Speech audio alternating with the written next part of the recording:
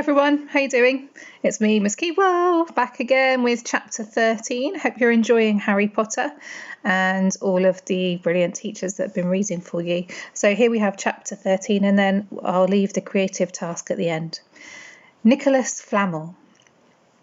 Dumbledore had convinced Harry not to go looking for the Mirror of Erised again, and for the rest of the Christmas holidays, the invisibility cloak stayed folded at the bottom of his trunk.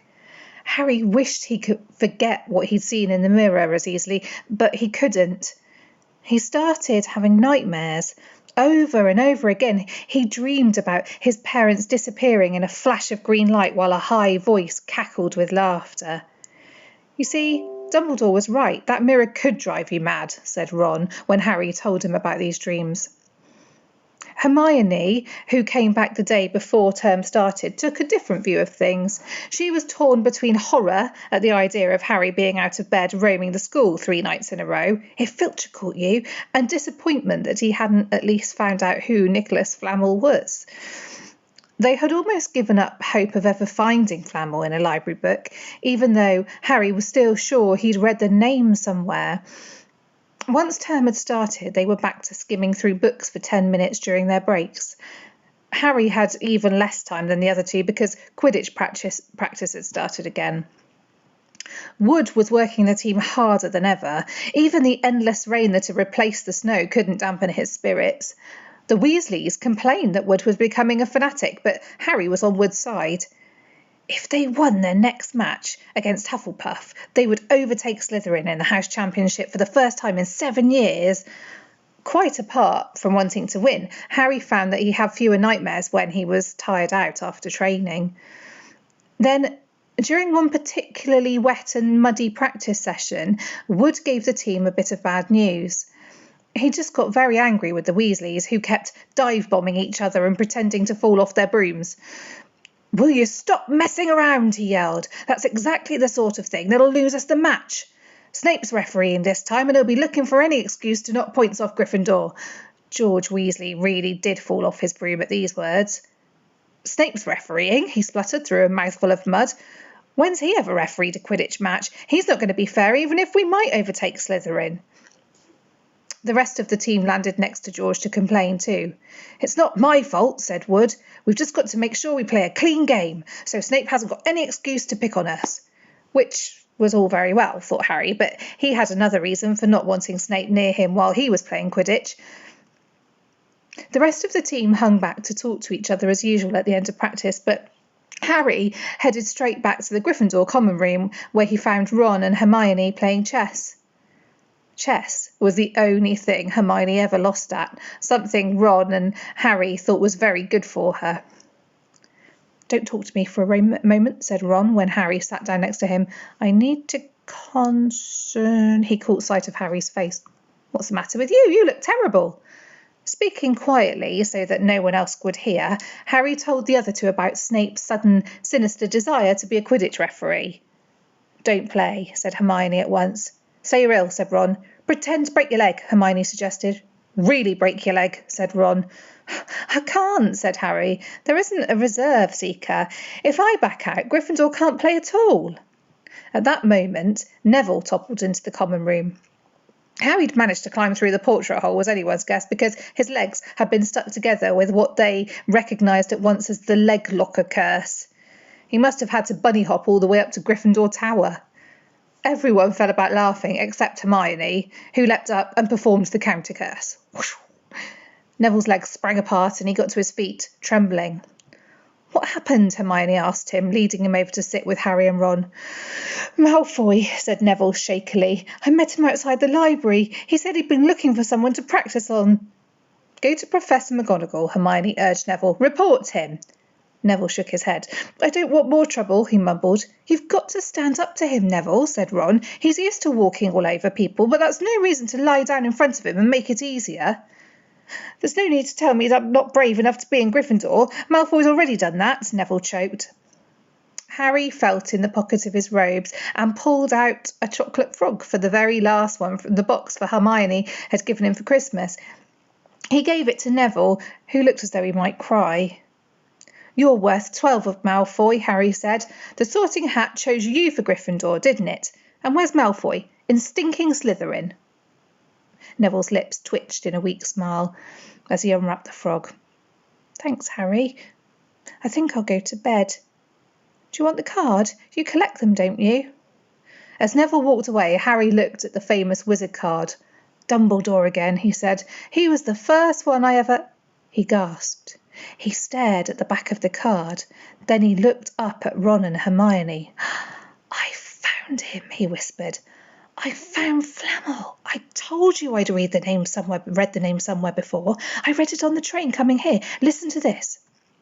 Professor Dumbledore is particularly famous for his defeat of the dark wizard Grindelwald in 1945, for the discovery of the 12 uses of dragon's blood, and his work on alchemy with his partner Nicholas Flamel. Hermione jumped to her feet. She hadn't looked so excited since they got the marks from their very first piece of homework. Stay there, she said, and she sprinted up the stairs to the girls' dormitories. Harry and Ron barely had time to exchange mystified looks before she was dashing back, an enormous old book in her hands. I never thought to look in here, she whispered excitedly. I got this at the library weeks ago for a bit of light reading. Light, said Ron, but Hermione told him to be quiet until she'd looked something up and started flicking frantically through the pages, muttering to herself. At last, she found what she was looking for. I knew it! I knew it! Are we allowed to speak yet? Said Ron grumpily. Hermione ignored him. Nicholas Flamel, she whispered dramatically, is the only known maker of the Philosopher's Stone. This didn't have quite the effect she'd expected. The what? Said Harry and Ron. Oh, honestly, don't you two read? Look, read that, there. She pushed the book towards them and Harry and Ron read. The ancient study of alchemy is concerned with making the Philosopher's Stone, a legendary substance with astonishing powers. The stone will transform any metal into pure gold. It also produces the elixir of life, which will make the drinker immortal. There have been many reports of the Philosopher's Stone over the centuries, but the only stone currently in existence belongs to Mr. Nicholas Flamel, the noted alchemist and opera lover. Mr. Flamel, who celebrated his 665th birthday last year, enjoys a quiet life in Devon with his wife, Perenelle. 658, close brackets. See, said Hermione when Harry and Ron had finished. The dog must be guarding Flamel's Philosopher's Stone. I bet he asked Dumbledore to keep it safe for him because they're friends and he knew someone was after it. That's why he wanted the stone moved out of Gringotts. A stone that makes gold and stops you ever dying, said Harry. No wonder Snape's after it. Anyone would want it. And no wonder we couldn't find Flamel in that study of recent developments in wizardry, said Ron. He's not exactly recent if he's 665, is he? Next morning, in defence against the dark arts while copying down different ways of treating werewolf bites, Harry and Ron were still discussing what they'd do with the Philosopher's Stone if they had one. It wasn't until Ron said he'd buy his own Quidditch team that Harry remembered about Snape and the coming match. I'm going to play, he told Ron and Hermione. If I don't, all the Slytherins will think I'm just too scared to face Snape. I'll show them. It'll really wipe the smiles off their faces if we win. Just as long as we're not wiping you off the pitch, said Hermione. As the match drew nearer, however, Harry became more and more nervous, whatever he told Ron and Hermione. The rest of the team weren't too calm either. The idea of overtaking Slytherin in the House Championship was wonderful. No one had done it for nearly 7 years, but would they be allowed to with such a biased referee?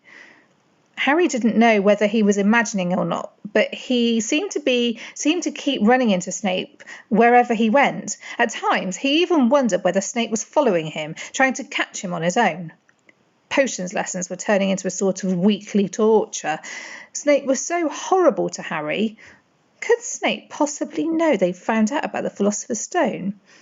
Harry didn't see how he could, yet he sometimes had the horrible feeling that Snape could read minds.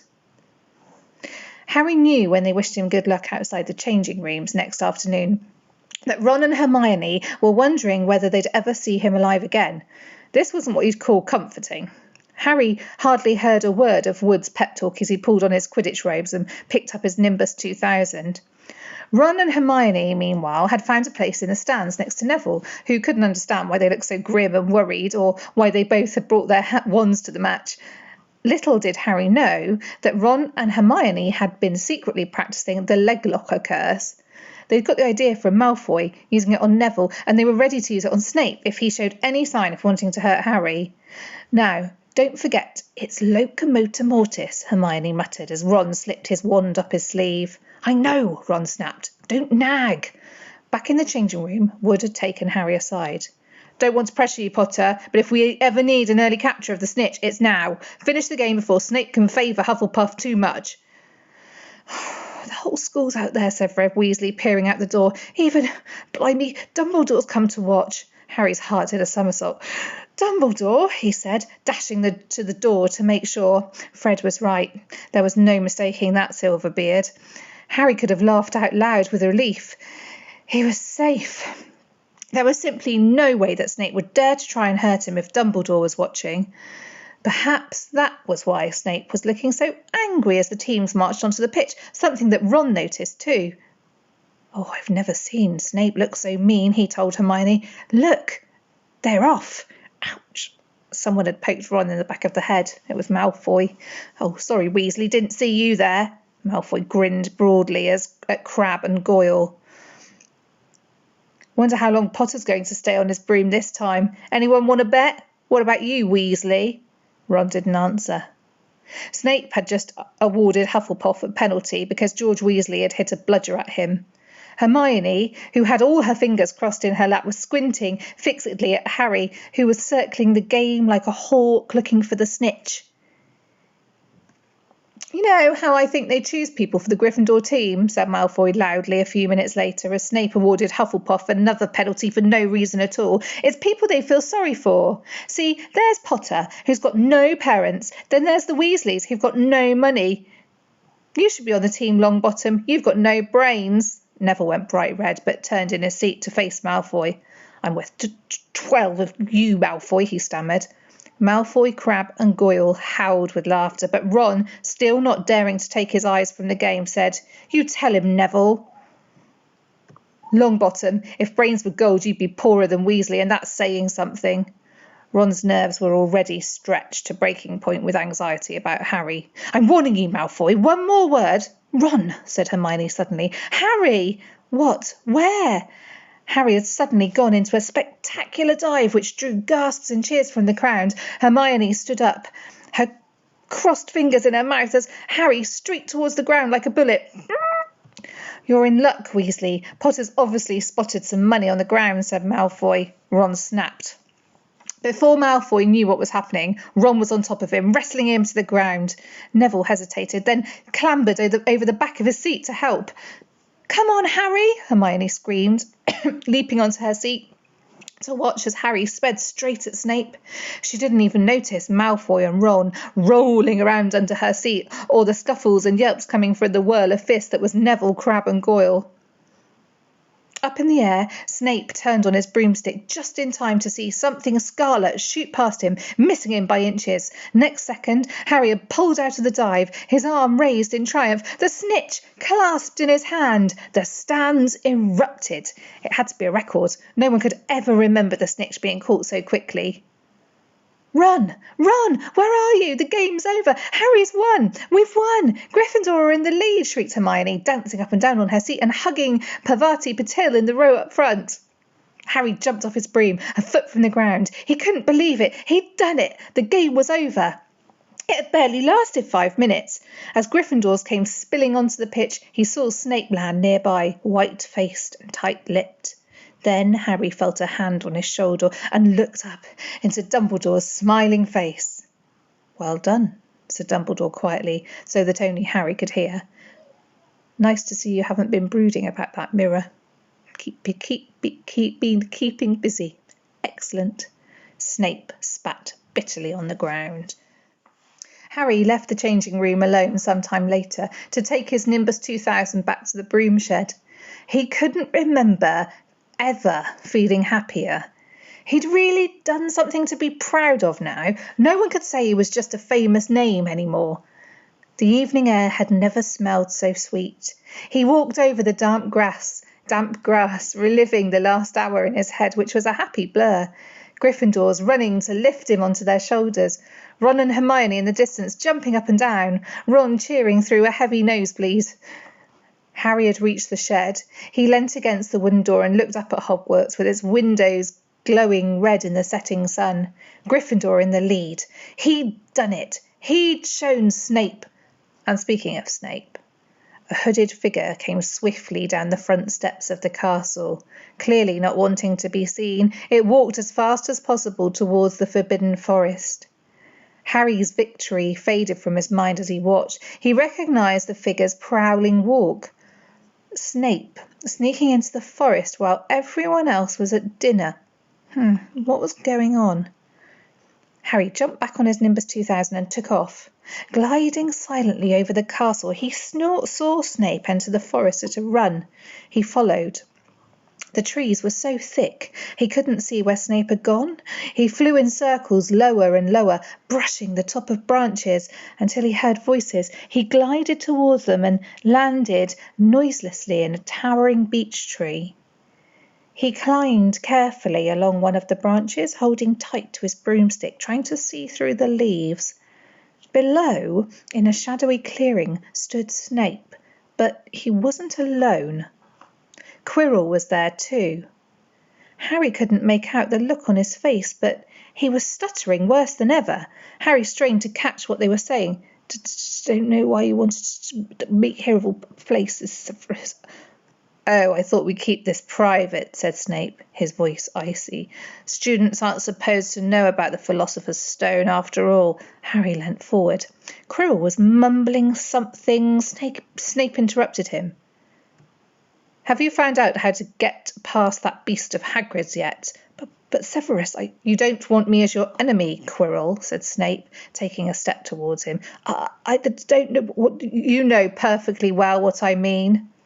An owl hooted loudly and Harry nearly fell out of the tree. He steadied himself in time to hear Snape say, Your little bit of hocus pocus, I'm waiting. But I very well, Snape cut in. We'll have another little chat soon, when you've had time to think things over and decided where your loyalties lie. He threw his cloak over his head and strode out of the clearing. It was almost dark now, but Harry could see Quirrell standing quite still, as though he was petrified. Harry, where have you been? Hermione squealed. We won! You won! We won! Shouted Ron, thumping Harry on the back. And I gave Malfoy a black eye, and Neville tried to take on Crabbe and Goyle single-handed. He's still out cold, but Madame Pomfrey says he'll be all right. Talk about showing Slytherin. Everyone's waiting for you in the common room. We're having a party. Fred and George stole some cakes and stuff from the kitchens. Never mind that now, said Harry breathlessly. Let's find an empty room. You wait till you hear this. He made sure Peeves wasn't inside before shutting the door behind them. Then he told them what he'd seen and heard. So we were right. It is the Philosopher's Stone, and Snape's trying to force Quirrell to help him get it. He asked if he knew how to get past Fluffy, and he said something about Quirrell's hocus pocus. I reckon there are other things guarding the stone apart from Fluffy. Loads of enchantments, probably, and Quirrell would have done some anti-dark art spell, which Snape needs to break through. So you mean the stone's only safe as long as Quirrell stands up to Snape, said Hermione in alarm. It'll be gone by next Tuesday, said Ron. Okay, so that was chapter 13 of Harry Potter, and today's creative task. I would like you to think about Quidditch and how Quidditch is a game that's messed up, that people can fly on their broomsticks. Obviously, you won't be able to do that, but I would like you to make up a game of your own. Okay, so you could include props in it.